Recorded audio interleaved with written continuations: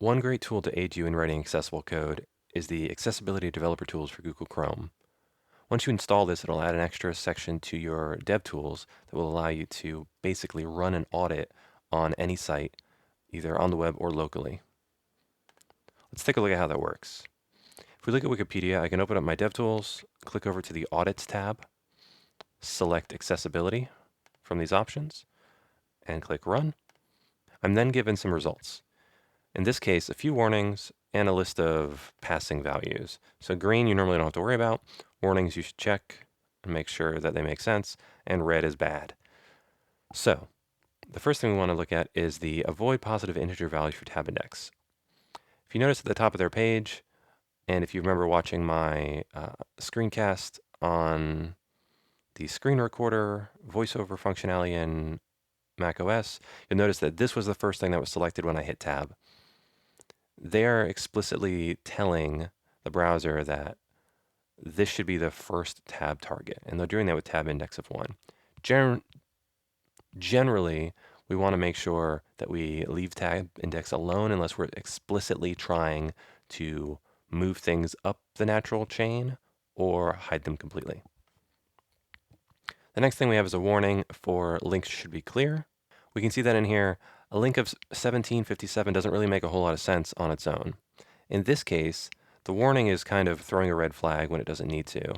We're seeing that these are actually years that are related to a heading for on this day. So in the context, it makes sense. If I were traversing this through each level, it would make sense, but on its own, it doesn't. So we can leave that be. Let's look at Full Sail's homepage. If we go back to audits, run a new audit, first thing I can see is we finally have a severe warning. This is not something we want. So if we expand these, we can see that there are buttons on the page. And if I scroll up, one is the search, and the other three are the dots in our carousel. And this warning is coming up because the controls do not have labels.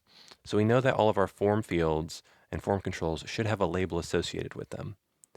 In this case, search doesn't, and we can assume that it's not there because it looks better as just an icon that can be interacted with. So it's just a button that you can interact with that will then open up the search field. On the surface, this feels like a good excuse to not use a label. But in actuality, what we should do instead is provide a label and hide it visually from our users that are not using assistive devices. We can do this in a handful of ways, and the Ally project resource that is linked in the activity has a great article on hidden text, what CSS values to apply, and which ones affect different users. The same can be said for these buttons in our carousel. The next warning we have is about contrast ratio.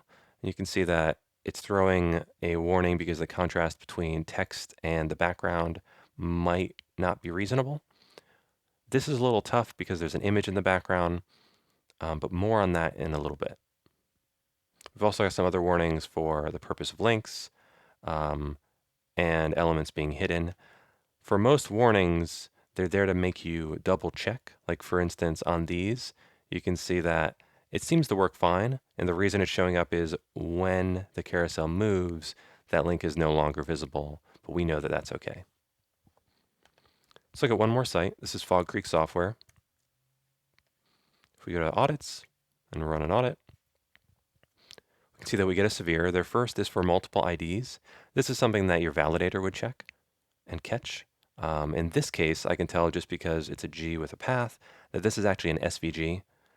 So it's not really going to affect the page too much. However, if we were targeting our SVGs later on, this would cause a problem. So when we're inputting those and pasting them into our document, we want to make sure that they have unique IDs. They also have warnings for alt text. In this case, some of their images, like their logo and some of the logos of their products, don't have any alt text at all. Generally, we always want to provide alt text so our users know what an image is. We can describe it to them. We can tell them this is an image of the Fog Creek Software logo. An alt text that just says Fog Creek Software logo would be sufficient. In cases where we're using decorative elements that don't have any meaning for the context, so maybe a shadow or any kind of aesthetic element, we still want to provide an alt attribute, but we want to leave the value empty. A screen reader will know that if it finds this image, It is simply for decorative purposes. We once again have notice about contrast ratio. If we go down to their footer, we can see that it's flagging on pretty much every link in the footer. So all of these bright blue on a dark blue. This is another instance where this isn't telling us a whole lot about it. So what we really probably want to do is take these values and add them into this great tool by Le Verrou. So if I inspect this, I can go ahead and grab this blue. I'm going to drop this into the contrast ratio tool. So this is the text color. And I'll jump back and I'm going to see if I can pick up that background. In this case, I'm going to use a color picker and drop that into the background. And we can see that they get a 4.4 score. So this passes the AA test for large text, so 18 point or bold above 14 point. They're not really quite there, but they're really close. It's generally best if you can get this score above 5. So if this were slightly darker, or this were slightly brighter, it would probably move up. Or if the text itself was larger or bolder, it would also garner a better score. This tool only evaluates color, so there's not a whole lot we can do to incrementally test, but it's a good starting point.